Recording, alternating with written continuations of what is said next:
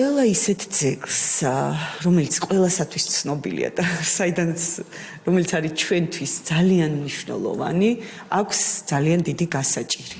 ძეგლები, რომელმაც საუკუნეებს გაუძლო ნადგურდება, დღეს ქართული ოცნების პარლამენტის კულტურის კომიტეტის ხდომაზე აღიარეს, რომ ოცნების 13 წლიანი მმართველობა ისტორიული ძეგლებისთვის დამანგრეველი აღმოჩნდა.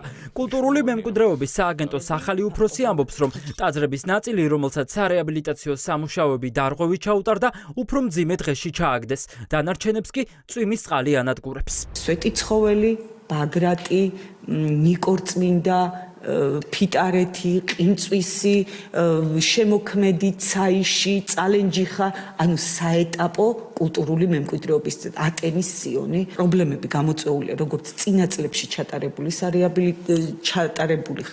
ხარვეზით ჩატარებული სარეაბილიტაციო სამუშაოებით, მაგალითად ბაგრატზე და ნიკორწმინდაში ხდება აი ამ სახურავიდან წყლის ჩამოჟონვა და კედლების დასველება. თეა ონიანმა ამ განცხადებით ამხილა თეა წულუკიანიც და მისი წინა ყველა სხვა მინისტრიც. ქართული ოცნება ხელისუფლებაში მოსვლიდან მე-13 წელს ამბობს, რომ ახლა დაიწყებენ ჯერ ექსპერტებთან ერთად დასკვნების მომზადებას და შემდეგ განადგურებულის აღდგენას.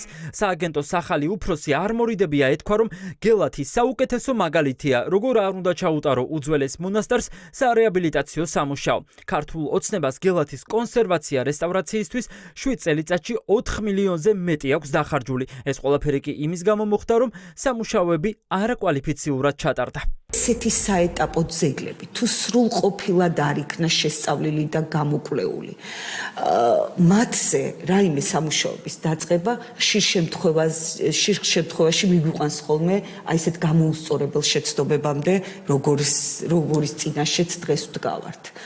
ანუ ესეთი ძეგლები ფაქტობრივად ფუჭდება, იმიტომ რომ რაღაცა ან სახურავი არის არასწორად მოწყობილი, ან მასალა არის არასწორად შერჩეული. ტაძრების ნაწილს წყალი რეცხავს, ფრესკები კი იშლება. ირკვევა, რომ საუკუნეების მხატვრობას ისეთი რეაბილიტაცია ჩაუტარეს, რომ ზოგან ფრესკები თეთრდება, ზოგან კი ვარდისფერდება. ახლა ფიქრობენ, რა უნდა ქნან, თუმცა წინასწარ ამბობენ, რომ ზოგიერთი შეცდომის გამოსწორება შეუძლებელი იქნება. უზარმაზარი პრობლემებია ძეგლის მხატვრობასთან მიმართებაში. ყველა საეტაპო ძეგლზე, როგორიც არის, რა გითხრათ, ყინწვისი, გელათი, ცაიში, შემოქმედი, ფაქტობრივად ფრესკები ცვივა. გვაჩვენა ჩატარებულმა სარეაბილიტაციო სამუშაოებმა, რომ სვეტიცხოველში ფრესკები თეთრდება, ყინწვისში ვარდისფერი აქვს. ფაქტია, რომ რაღაც ისე ვერ გაკეთდა, როგორც უნდა გაკეთებულიყო. კაცი, რომელმაც სამება ააშენა, ასე მოიხსენიებდა ქართული ოცნება მათ ლიდერს ბიძინა ივანიშვილს. დღევანდელი საპარლამენტო მსჯელობის შემდეგ კი მოვისმინეთ აღიარება, რომ სწორედ ივანიშვილის მმართველობის დროს შეუდგა წყალი სვეტიცხოველს, გაანადგურეს გელათი, შავდება ნიკორწმინდის კედლები და საფრთხეშია სხვა არაერთი ძეგლიც. პრევენციულმა სამუშაოებმა გვიჩვენა ის, რომ სვეტიცხოვლის ტაძარს უჭირს ძალიან ბევრგან, ეს იქნება ქვის კონსერვაცია, პირველ რიგში გადახურვა, რომელსაც აუცილებლად უნდა მივხედოთ.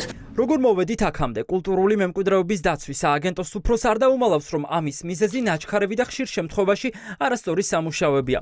ასე მოხდა გელათის შემთხვევაშიც. ექსპერტებს არავინ მოусმინა, რისი შედეგიც არის დღეს უძველესი სამონასტრო კომპლექსის თეთრ ზეწრებში შეხვევა.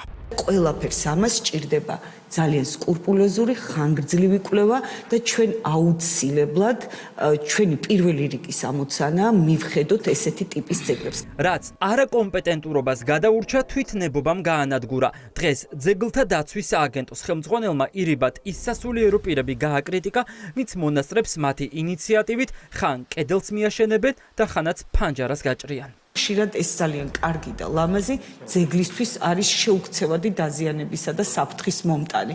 იმიტომ რომ ასეთი უნებართო სამუშაოების დროს ნადგურდება არქეოლოგია, ძეგლის ავთენტურ ელემენტებზე ხდება იმგვარი ჩარევები, რომ მისი გამოსწორება შემდგომში არის შეუძლებელი და ამ ადამიანებისთვის ხშირად გაუგებარია ხოლმე რას ვაშავებთ. კულტურის კომიტეტის ხდომაზე დღეს თქვეს, რომ ახლა მიდგომები იცვლება. ნაჩქარევი არაფერი ვარგა და ნელ-ნელა გაუყვებიან რეაბილიტაციის გზას, მაგრამ იმ დროს, როდესაც ქვეყანაში 11,000 ძეგლია, მხოლოდ სამინისტროს ეს არ შეუძლია. ახლა ჩნდება კითხვა, სხვა ვინ უნდა დაიცვას ის, რაც წინაპრებისგან ქვეყანას დარჩა.